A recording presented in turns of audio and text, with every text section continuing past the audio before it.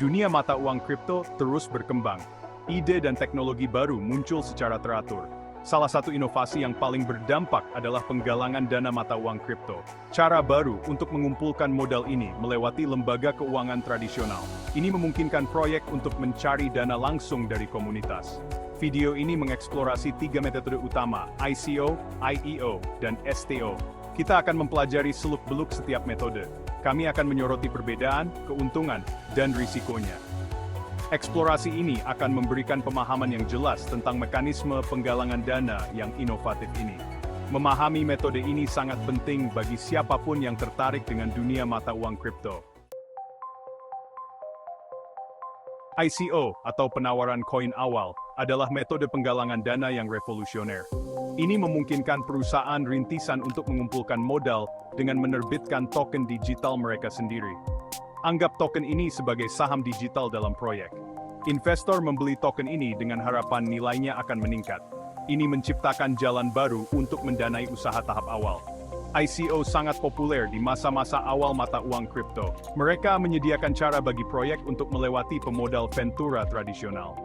Pendekatan langsung ke investor ini menarik bagi proyek dan investor. Proyek menghargai proses penggalangan dana yang efisien. Investor menikmati potensi pengembalian yang tinggi. Proses ICO biasanya dimulai dengan buku putih. Dokumen ini menguraikan tujuan proyek, teknologi, dan ekonomi token. Anggap saja sebagai rencana bisnis untuk dunia kripto. Buku putih sangat penting bagi investor untuk mengevaluasi potensi proyek. Buku putih yang ditulis dengan baik dapat menarik investasi yang signifikan.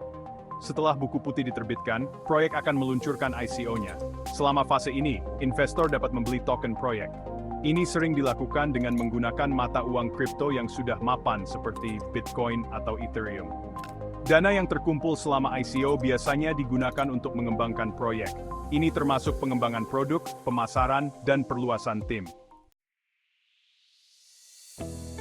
Seiring dengan semakin matangnya pasar kripto, muncul kekhawatiran tentang kurangnya pengawasan di ICO. Hal ini menyebabkan munculnya penawaran exchange awal atau IEO. Dalam IEO, penjualan token dikelola oleh bursa mata uang kripto. Anggap pertukaran sebagai perantara terpercaya antara proyek dan investor.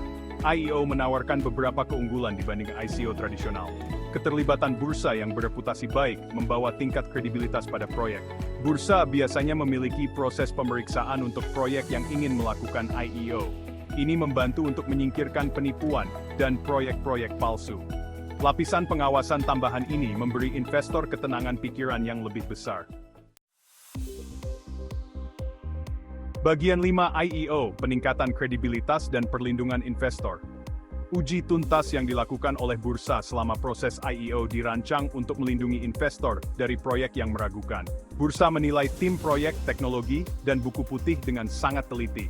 Ini membantu untuk memastikan bahwa proyek tersebut sah, memiliki dasar yang kuat, dan berpotensi sukses.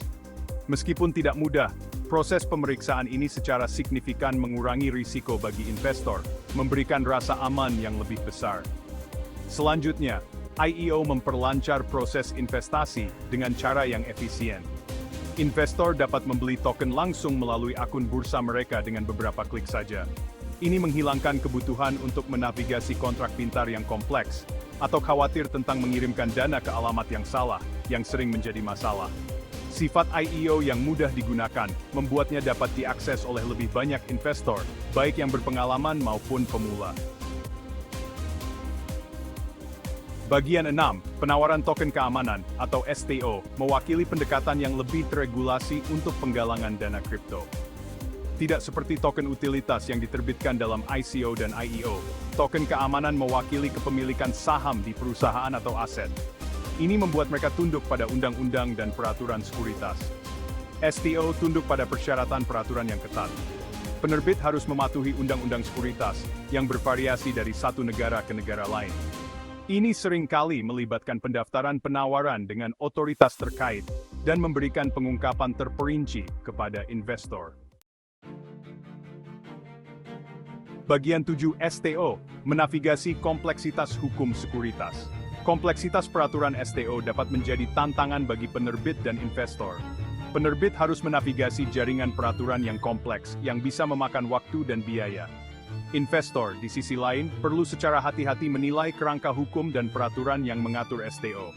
Terlepas dari tantangan ini, STO menawarkan beberapa potensi manfaat. Sifat STO yang diatur memberi investor tingkat perlindungan yang lebih besar. Selain itu, STO dapat menarik kumpulan investor yang lebih luas, termasuk investor institusional yang sering dilarang berpartisipasi dalam penawaran yang tidak diatur. Bagian 8. Membandingkan Tricio, Price IO vs STO. Sekarang kita telah menjelajahi setiap metode penggalangan dana secara individual. Mari kita bandingkan secara berdampingan. ICO, sebagai bentuk paling awal, menawarkan potensi pengembalian yang tinggi, tetapi tidak memiliki regulasi. Ini membuatnya sangat menarik bagi investor yang mencari keuntungan besar dalam waktu singkat.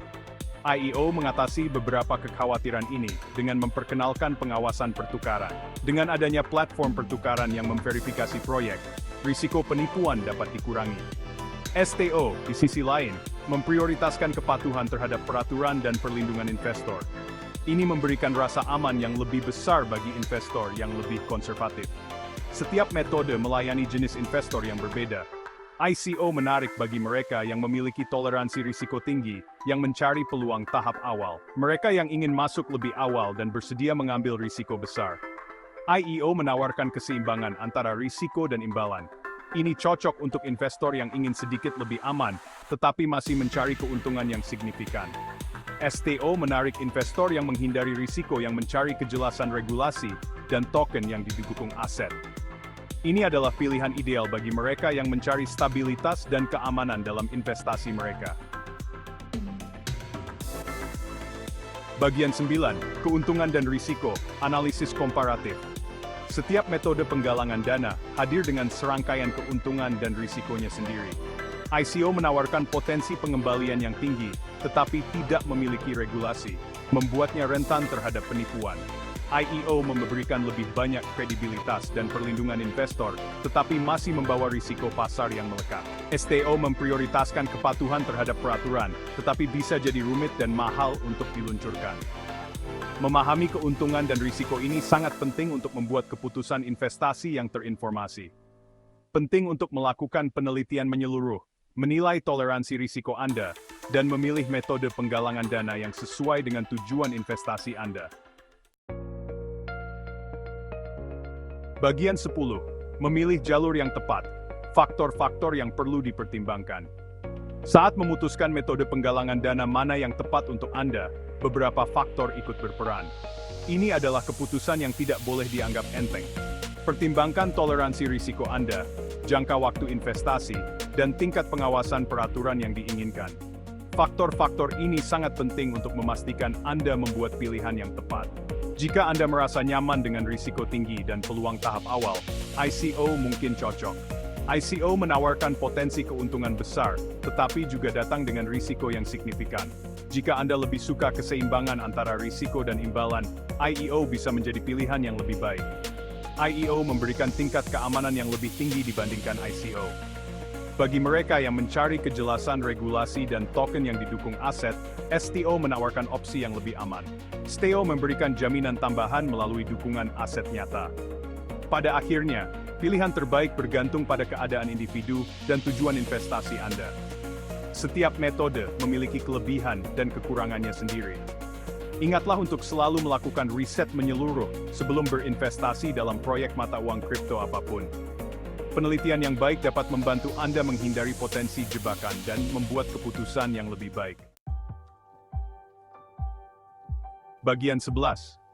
Kesimpulan, lanskap penggalangan dana kripto yang berkembang. Dunia penggalangan dana kripto terus berkembang, dengan model dan inovasi baru yang bermunculan secara teratur. ICO, EEO, dan STO mewakili evolusi ruang ini, masing-masing menawarkan pendekatan unik untuk mengumpulkan modal. Seiring dengan semakin matangnya pasar kripto, kita dapat berharap untuk melihat inovasi lebih lanjut dalam mekanisme penggalangan dana. Memahami nuansa setiap metode sangat penting bagi proyek dan investor. Dengan mengevaluasi keuntungan, risiko, dan lanskap peraturan secara hati-hati, para pemangku kepentingan dapat membuat keputusan berdasarkan informasi yang mendorong pertumbuhan dan adopsi mata uang kripto yang berkelanjutan.